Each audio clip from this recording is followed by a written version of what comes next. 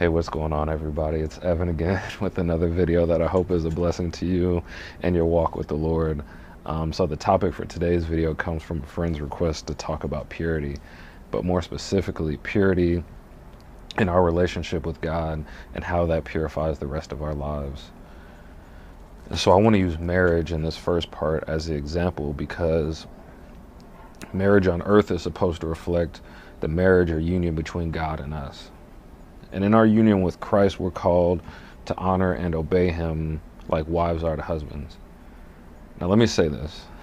God goes way out of his way to show how much he loves his bride, being us, even when she is not loving him back.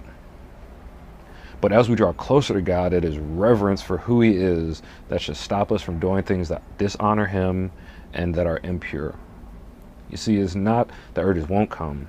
For instance, earlier today I was cut off in traffic, and in all honesty, my first urge was not to bless them, but instead of following that urge, I just prayed and kept going about my day. See, the issue is not that we have urges, but how we satisfy them. In the traffic situation, I waited and did God's will instead of Evan's will. And when we do God's will, we honor God and remain pure because we've done what he asked. And on top of all this, in God's abundant love, he blesses us for being pure for him.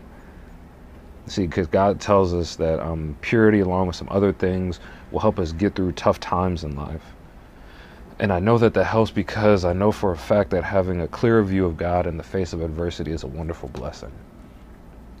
And second, we're told anyone who loves purity of heart and whose speech is gracious will have the king as a friend.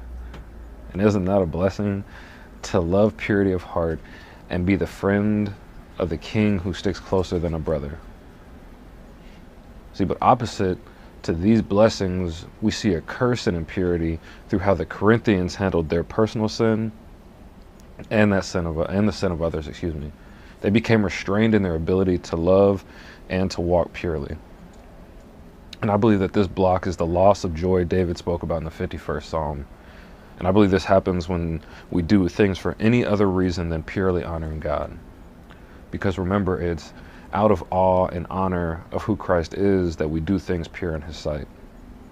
So let's all ask what things we can allow God to purify in our lives and allow him to work on them. Also, we can become brighter lights for his kingdom. And that's all I got for you. If this video has been a blessing, please share the love of Christ with somebody today. If you have video ideas, please send them to me. I love you all, and I'll see you next time. Peace.